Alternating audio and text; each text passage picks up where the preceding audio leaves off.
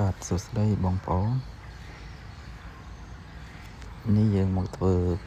ការបង្ហាញពីអគុយបូមទឹកបាទអគុយបូមទឹកនេះពិតជាស្រួលប្រើមែនទែននិងងាយស្រួលបងប្អូនគឺយើងប្រើជាមួយម៉ូទ័របូមទឹក DC ភ្លើង DC បងប្អូន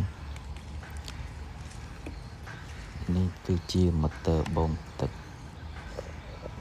12 វ៉ុលបាទគឺពិតជាស្រួលប្រើងាយស្រួលប្រើមែនទែនបងប្អូនអត់មានន័យពិបាកទេគ្រាន់តែយើងចាប់ជាមួយនឹងអគុយរបស់យើងគឺយើងអាចប្រើប្រាស់បានតែម្ដងគឺយើងធ្វើការទម្លាក់ចូលក្នុងទឹកជាប្រភេទ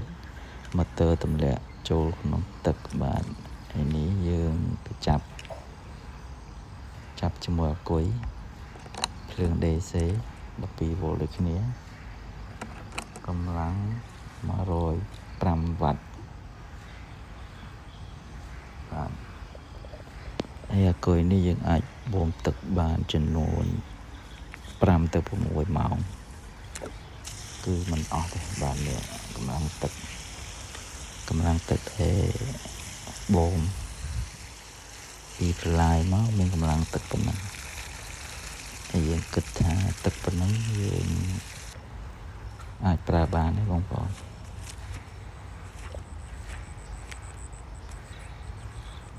យើងធ្វើការបូមទឹកប្រឡាយដើម្បីស្រោចដំណាំរបស់យើងបាទយើងបូមចោលទៅបងប្អូនអត់មានអស់ភ្លើងអីផងដាក់តម្លាក់ចោលទៅ 3-4 ម៉ោង 4-5 ម៉ោងបូមដាក់ដំណាំកូនឈើយើងទៅហើយបើយើងខ្ជិលយើងដាក់ទៅយកវែងមក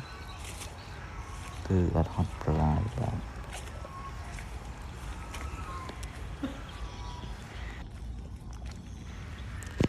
បាទបងប្អូនអញ្ចឹងមានតែប៉ុណ្្នឹងទេបងប្អូនជួយទស្សនាវីដេអូដូចតទៅ